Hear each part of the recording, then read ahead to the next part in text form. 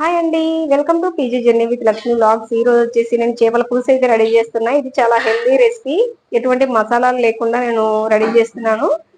చూడండి, మనకైతే కొన్ని ఆవాలు కావాలి, అలాగే మిరియాలు కావాలి, జీలకర్ర, మెంతులు, అలాగే పొట్టు తీసిన మనకు వెల్లుల్లి కావాలి.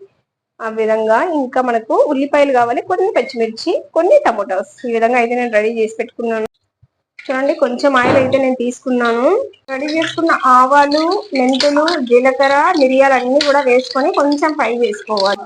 వెల్లుల్లి వేసుకొని ఇలా కొంచెం కలర్ చేంజ్ అయ్యేంత వరకు కూడా వేయించుకోవాలి. ఆనియన్స్, పచ్చిమిర్చి వేసుకొని అయితే వేయించుకోవాలి. కొంచెం కరివేపాకు వేసుకోవాలి. కొంచెం కల్లుప్పు వేసుకొని మంచిగా వేయించుకోవాలి.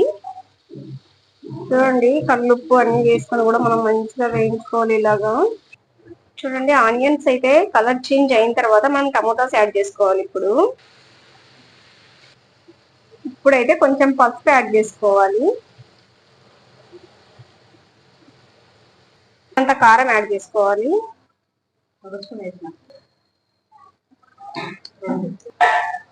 కారం యాడ్ చేసుకున్న తర్వాత మనం ఇలా అయితే మిక్స్ చేసుకోవాలి మంచిగా.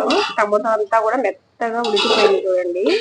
ఇప్పుడైతే చింతపండు పులుసు యాడ్ చేసుకోవాలి మనము. చూడండి, ఇంత చింతపండు పులుసు అయితే నేను యాడ్ చేశాను. చూడండి, మనకైతే మంచిగా బాయిల్ అయితే అవుతుంది కదా. ఈ స్టేజ్ లో మనం చేపలు వేసుకోవాలి.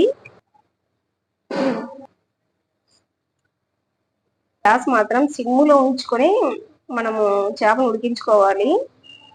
ఎందుకంటే ఆ గుజ్జంతా చేపల లోపలికి పోయి ఉప్పు కారం చేపలకు బాగా పట్టి చేప మనం తినేటప్పుడు మంచి రుచి అయితే వస్తుంది. చూడండి, ఈ విధంగా చేపలను అయితే మనం అన్ని కూడా వేసేసుకొని మంచిగా మూత పెట్టుకొని ఉడికించుకోవాలి. సిమ్ములో మాత్రమే ఉడికించుకోవాలి. గ్యాస్ అయితే సిమ్ లో పెట్టుకొని కొన్ని మెంతుల్ని మనము దోరగా వేయించుకోవాలి. కొన్ని ఆవాలు కూడా యాడ్ చేసుకోవాలి.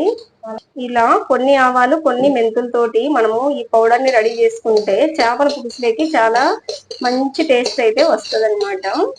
చూడండి, ఇలా మనం వేయించుకోవాలి సిమ్ లో పెట్టుకునేసి. కొంచెం అయితే మనకు కలర్ చేంజ్ అయ్యాయి కదా. ఈ స్టేజ్ లో అయితే కొంచెం రైస్ యాడ్ చేసుకోవాలి. బియ్యం వేయడం వల్ల మనకు చేపల కూరకి కొంచెం చిక్కదనం యాడ్ అవుతుంది గ్రేవీకి. చూడండి, మనకైతే ఇవన్నీ వేగిపోయాయి. ఇప్పుడైతే మిక్సీ పట్టుకోవాలి మనం. చేపల పులుసుకి అయితే యాడ్ చేస్తున్నాము.